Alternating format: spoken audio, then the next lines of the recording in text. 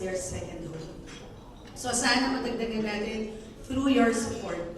So again, my name is Noel, and I head the marketing department of the Philippine Retirement Authority. Magandang hapon po.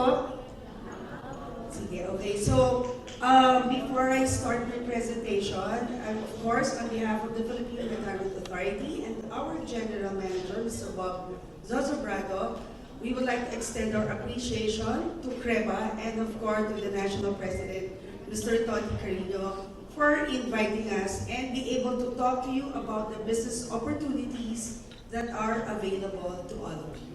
So let me start.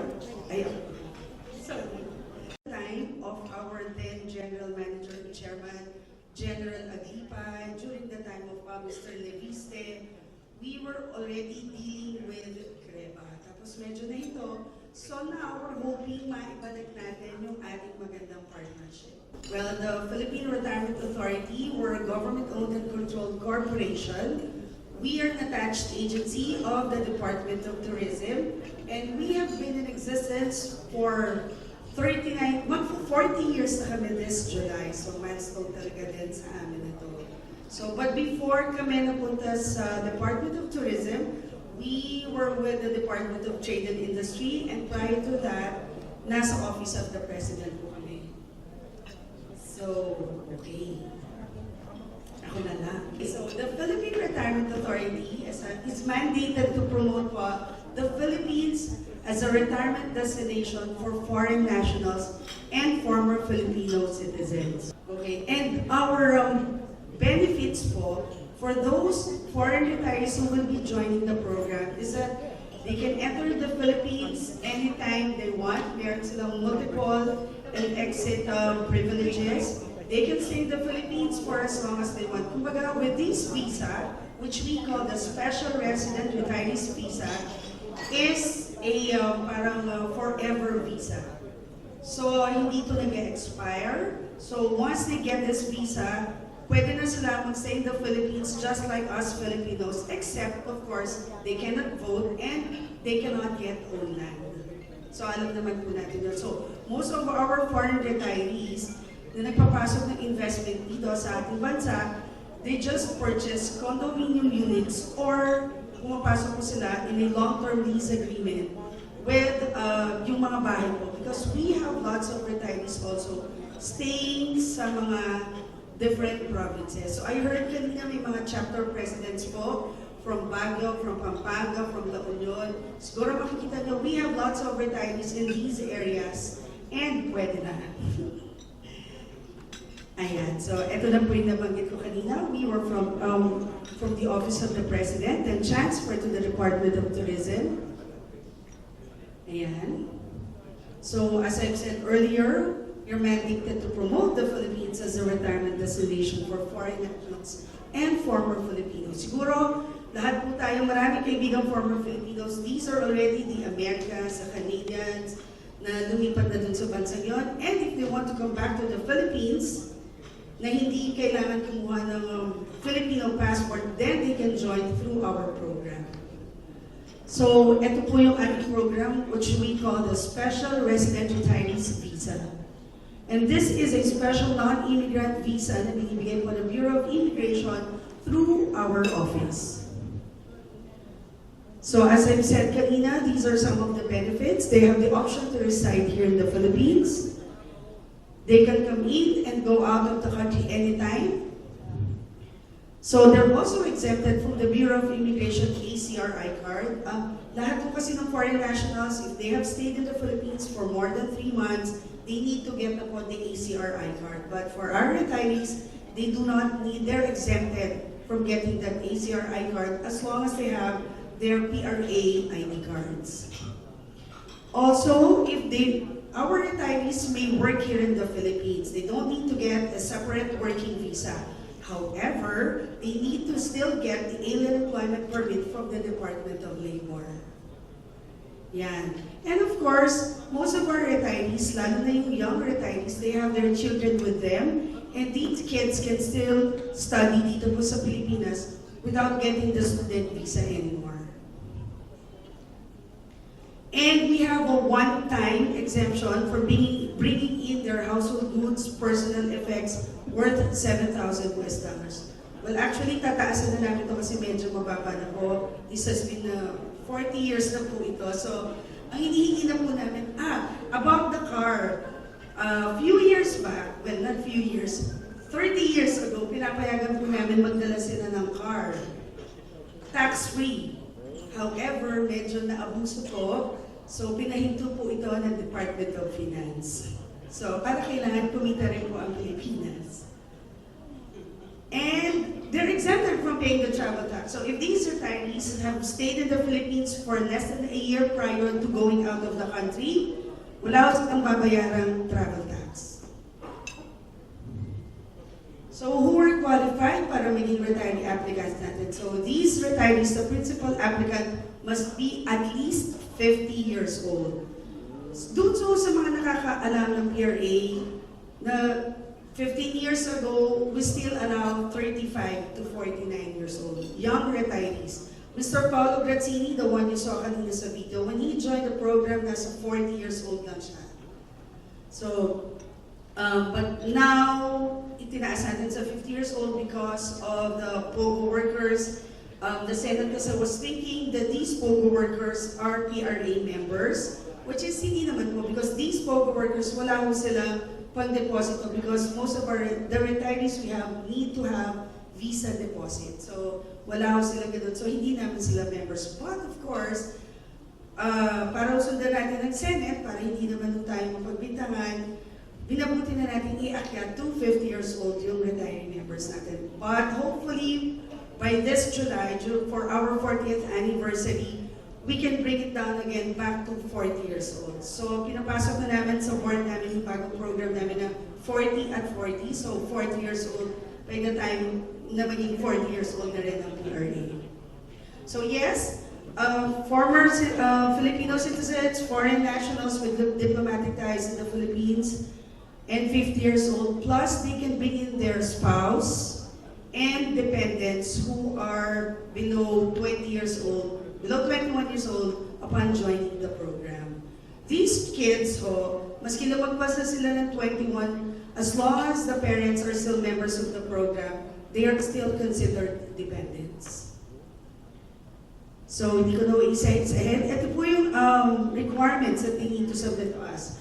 Siyempre, ang importante po dyan to check sa security natin is the police clearance. So, may NBI din kami, Interpol.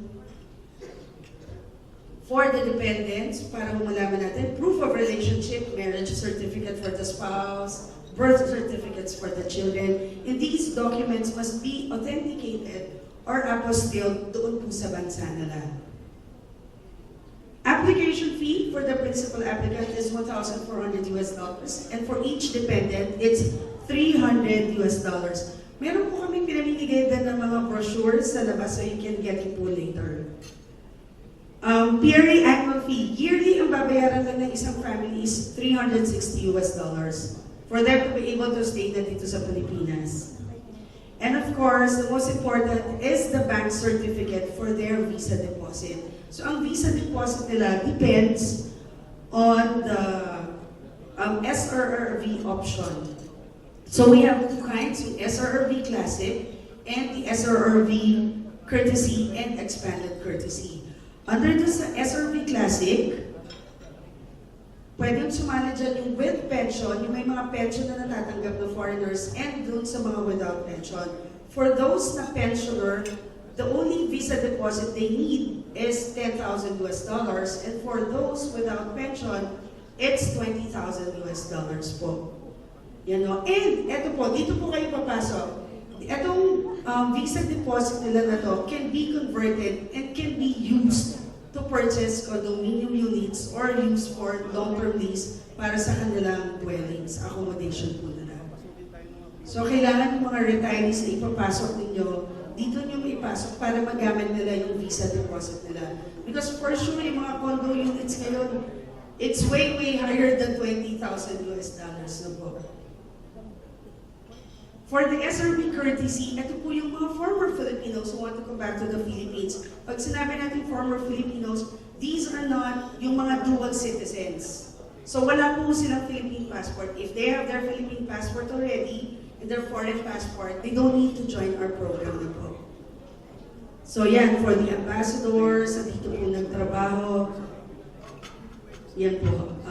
Courtesy, and then we have this expanded courtesy for those militario, for those mga nagtrabaho sa Philippine Embassy, sa labas.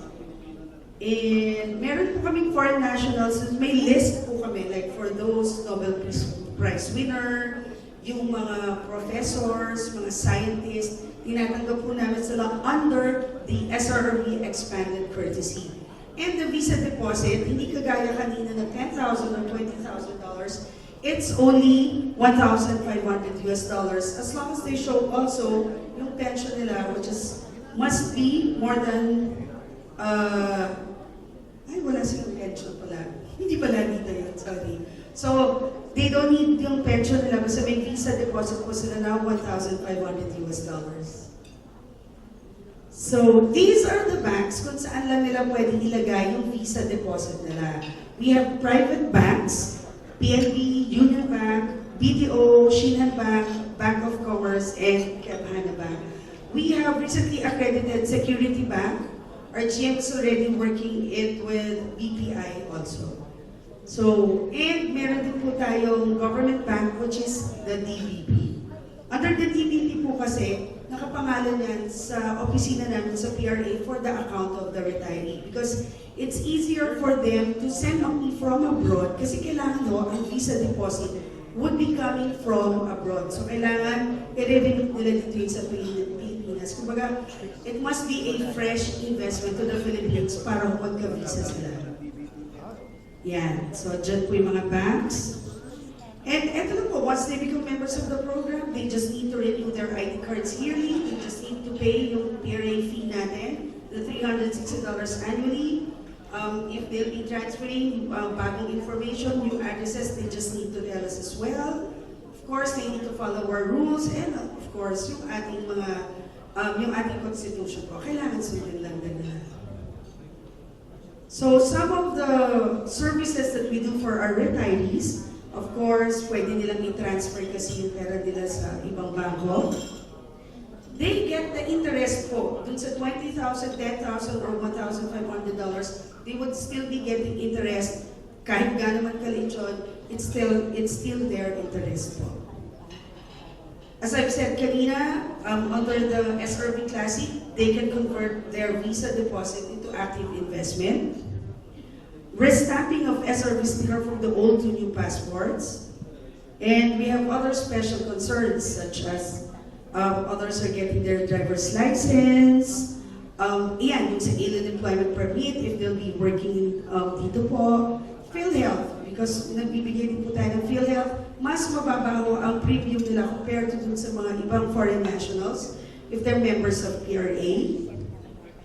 And then po, tax exemption sa Department of Finance for the household goods and personal effects that they will be bringing in. So, ito yung ibang mga ginagawa ng I just want to show you mga ginagawa ng retirees namin dito. Like this one, it's a July activity, anniversary activity with the retirees. We have our offices po kasi aside from our office here in Makati, we have one in Baguio, in Clark, in Cebu, and in Davao. So that's why nagse-celebrate tayo ng mga parties. And we have lots of members na sumasali po dyan sa mga activities natin. Yan. During our anniversaries, we have what we call Retirees Got Talent. So they showcase yung mga talent nila. Yan po, yung mga get-together natin last December. We also have what we call yung social integration. We invite them for parang ballroom, dance workshops, may mga pa-yoga. Yan. So we make sure na meron din silang activities na pwede nilang gawin dito. Which, ang maganda po, those few pala na retirement facilities na meron kami doon, owned by, of course, private entities po, they have these kind of activities as well. Ginagaya lang din po namin kasi when we do ocular, when we inspect other retirement facilities outside of the country, mapapansin nyo laging may activities for the retirees. Yan po, meron silang inner peace, health and wellness. So we also bring them to Intramuros, to Corregidor, to different parts of the Philippines. Yan, meron po silang farm tour. They also play the Game Ball Sports program. And recently, dinala namin yung iba sa Ati-Atihan. We joined festivals. This year, we had floats para sa parade. Tapos we invite retirees, kagaya niyan, for them na sumakay doon sa float natin. So that was last January sa Aklan, sa Ati-Atihan. Then also sa Sinulog. This one is in partnership with Lions International. So palang araw, kung meron kayong float sa iba't ibang festival ng Creba, maybe you can invite PRA para mag-sponsor din kami para sa float ninyo. And we can bring our retirees para mag-enjoy din sila. And last Sunday, we just joined sa Panagpanga, sa Baguio. Yan po, we had a float also then we did. So yan po yung mga retirees natin. So currently, gross enrollment po natin is 81,346 from more than 150 countries. And these are the nationalities, yung top nationalities po natin. Those who came from China, sila po yung nag-top. From South Korea, then India, USA, Taiwan, Japan, Hong Kong, UK, Germany, and Australia po. So for the last 40 years, ito po yung mga retirees ngayon. And ang emerging market natin yan, Canada, sa Switzerland, sa France, sa Netherlands, Singapore, Malaysia also, Italy, even sa Pakistan and Bangladesh, meron na po mga nagre-retire dito sa Philippines. So currently, our retirees are here in sa NCR, mostly in Metro Manila. Yan po. Kung mapapansin niyo po, lalo na yung mga Chinese natin and Koreans, sila yung maraming negosyo din dito. And the others are in Region 3, Calabarzon area din, Central Visayas, Calabarzon, then Central Luzon, Davao. Yan, dyan po. But halos sa lahat ng probinsya, marami po tayong retirees. So why do they choose the Philippines? Of course, one, alam natin mura sa bansa natin because of the low cost of living. And then the others who just make the Philippines their halfway home, especially for the Japanese and Koreans also. And yung mga Europeans, pag winter season, they come here, they stay here for 3 to 6 months. And their kids here para mag-aral ng English din. They make the Philippines their weekend getaway destinations for those young retirees who are still working in their countries, especially the Japanese, as I've said kanina. They come to the Philippines on Fridays, they play golf, they do diving, they bring their families dito, gagastos lang sila. Then they go back Sunday night or madaling araw ng Monday. So they also invest dito po sa atin. And the others just retire and help the Filipino community po. So, Philippines ngayon po is globally recognized as siguro may isang decade na po tayo, nakikilala na tayo as a retirement destination. But just to give you ano yung iba nating mga accolades na natanggap for last year, like according to the Internations, the best and worst destinations for expat in 2024, Philippines was among the top 10 best destinations for expats. And then according to the Condé Nast Traveler article, Philippines was among the 6 countries named that makes retiring abroad relatively easy. And then there's this US News article. The Philippines is among the list of best places to retire where English is spoken. And then Forbes magazine, the Philippines among the 3 senior-friendly retirement destinations in Asia. And then another website, there's this article that named Philippines as among the 5 senior-friendly destinations in Asia and Europe. Again, according to the Forbes magazine in their website, Philippines ranked as one of the best places to live in the world for expats. And yung last year din po is Philippines was included as among the most affordable countries for expats in 2024. And we're hoping 2025 and in the future, mas marami pa po tayo matanggap na recognition that we are indeed ready to bring in retirees to our country po. Ayan, eto na yung pag-games ko para medyo magising kayo ng konti. Our retirees, yung iba dyan sa kanila mga kilala, yung iba dyan mga magulang ng mga actors. So magsimula muna tayo dun sa kilala natin. Once na nakilala nyo, pag kilala nyo yung dinedescribe ko, please raise your hand so para may matanggap po tayo na gift from PRA po. That's a diffuser para bumango po ang ating bahay. Okay, so mag-start po tayo ng ating guess who. Raise nyo lang ang kamay nyo. Sir, pakicheck na lang po kung sino. So our first guest who is, she's an American. She was a writer, journalist, was married to the great diplomat General Carlos P. Romulo. Sino po ang magtataas ng kamay? Pakicheck po si So,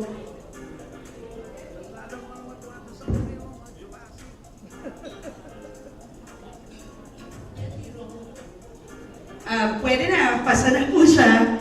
It's Miss Beth De Romulo. So, she was a member of PRA po. Okay, thank you, ma'am. So, next. She is an American, was a teacher, writer, and was married to a senator lawyer, was known as compañero, with children who are, where will be senators, mayors, congressmen. Sino po po? Ayan na po sila, the family. So, maski apelido na lang. Yes, Mrs. Cayetano, Mrs. Sandra Sharam Cayetano. Yan. Okay, next. Next tayo. She's a Phil-American, former chairwoman of the National Federation of the Filipino-American Association, NAFA. She became a retired member in 1989 prior to availing the dual citizenship. So dual citizen po kasi siya. Sige po, ma'am. Ayan na po yung clue sa name niya. Ma'am, sino? Attorney Nicolas Lewis. Yes. Now po, Ms. Lloyda Nicolas Lewis, she was a member of PRA. And then next, eto, kilala niyo siguro to.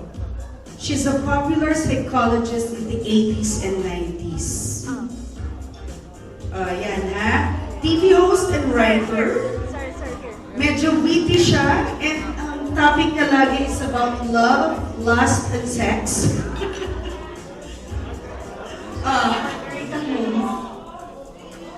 Sige po. Dito. No. Sige ma'am, lago. Sige, ayan. Margarita mo. Yes. Miss Margarita Holmes. Yan po. Okay, next. He's Spanish by birth, but Filipino by heart. Famous artist. He studied at the UP School of Fine Arts and was taught by Fernando Amorsolo, Dominador Castañeda, Ireneo Miranda, lahat ng magagaling. Yan. Meron siyang isang malaking painting sa Mall of Asia. Yes. Mr. Vinal Sanso. Yeah. Ayan po. O, ito pa. Next. Ito medyo madali to. Japanese businessman. Meron siyang hotel and casino. Inaused siya. Pero member namin siya. And yung name niya is the name of the hotel and casino. Ayan. Yes. Kazuo Okada. Okay. So, okay na tayo dyan. Ang next, ito medyo, ang sasabihin ko sa inyo is, ang huhulaan nyo, yung artista, yung actor. Sino yung magulang nila? Ay, sino yung anak sino yung actor? So, eto, kunwari, game, ha?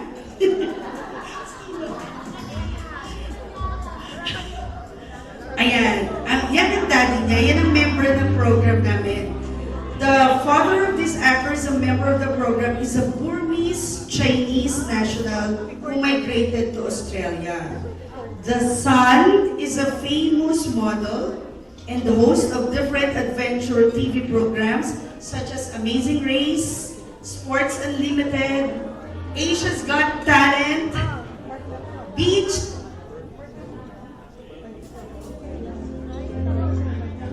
Sir, dito, sir. Competitive. Here. Yan. Mark Nestle. Sila lang naman yung dumadalaw sa opisina namin. Palagi. Okay, so another one. Ito isa pa. The father of this actor, kapatid nyo, the father of this actor is an American who was an instructor sa Subic Naval Base. The actor is a junior born in Sir, Subic. dito. He is currently linked to Julia Barreto.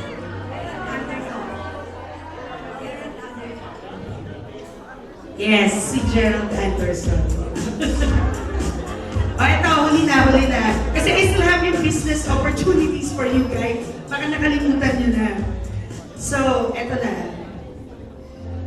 The parents of this actor are both members of PRA.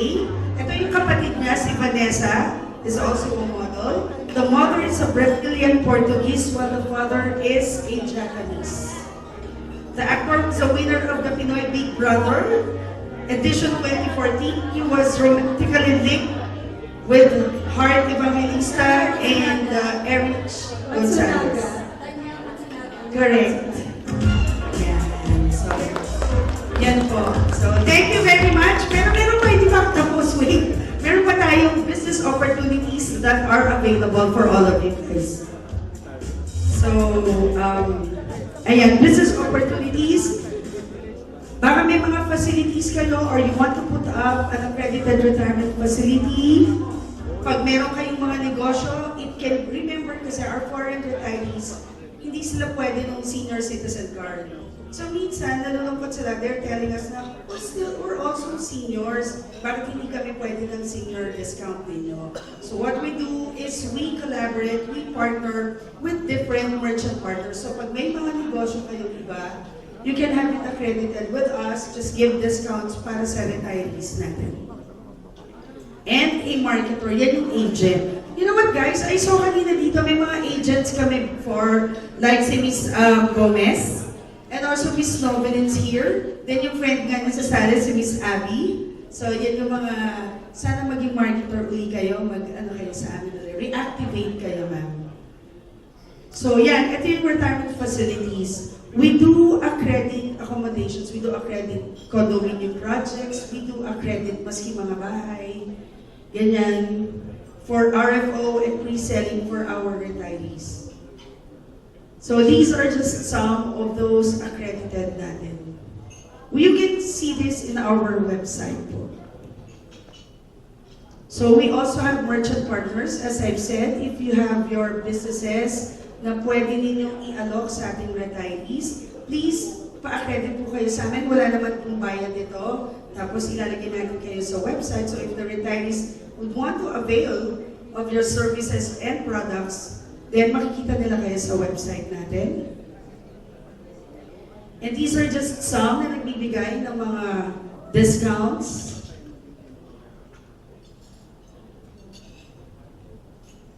Okay, mostly hotels, restaurants, but we have law firms, accounting firms.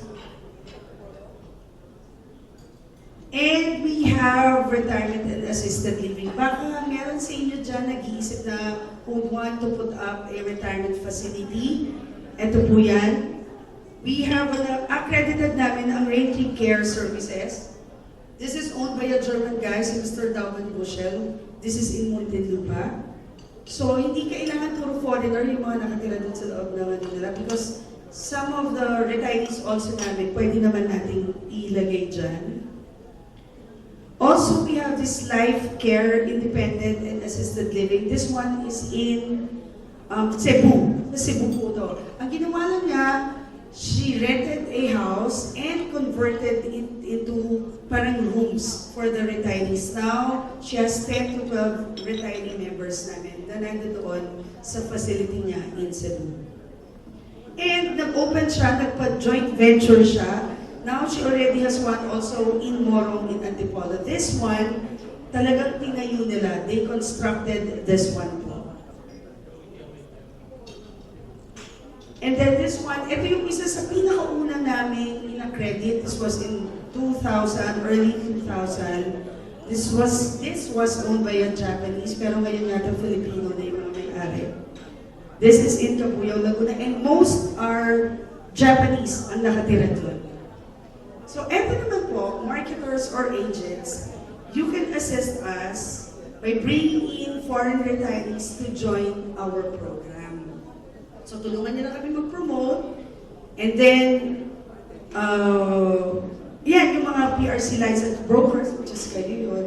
But ngayon kasi hinihingan tayo ng, alam ko na, bago nyo na sabihin sa akin yung concern niyo because may kausap kami kahapon from dito sa Creba and they said nga, gusto nila mag-marketer, however ngayon kasi kailangan meron ka ng SEC, may business name ka from DTI or SEC. Unlike before, 10 years ago, we don't just accept brokers na may PRC license. So ngayon, siguro kung matutulungan niyo ako, we can talk with the GM para ibalik na eto na lang ang kakailanganin.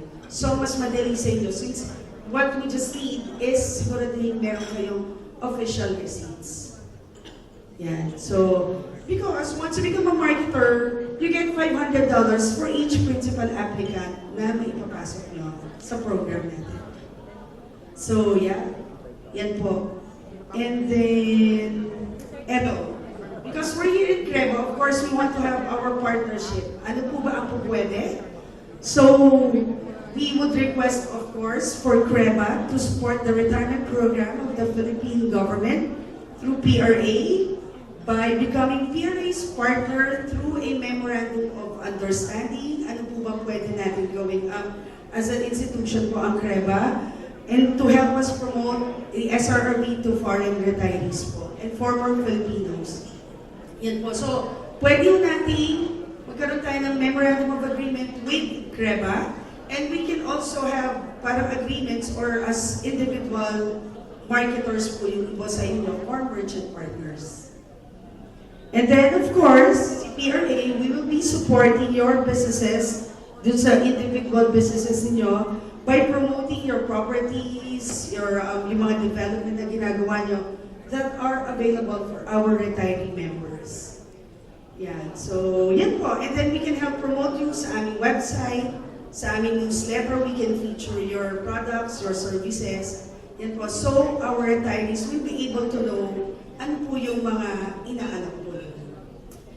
Yan. So, before I end, I would just like to show you again one video ng aming retiree. And bago yun, kasi nakita ko kanina while I was sitting in front, the Creba slogan is home for every Filipino. Baka ngayon bukod sa home for every Filipino na yung Creba slogan nyo, pwede na gawin yung inyong Creba mentality. So bakit natin Creba mentality? Why can you do it? Creba mentality nyo is home for every Filipino and foreign retirees living in the Philippines para inclusive po. Since we will be partnering with you po.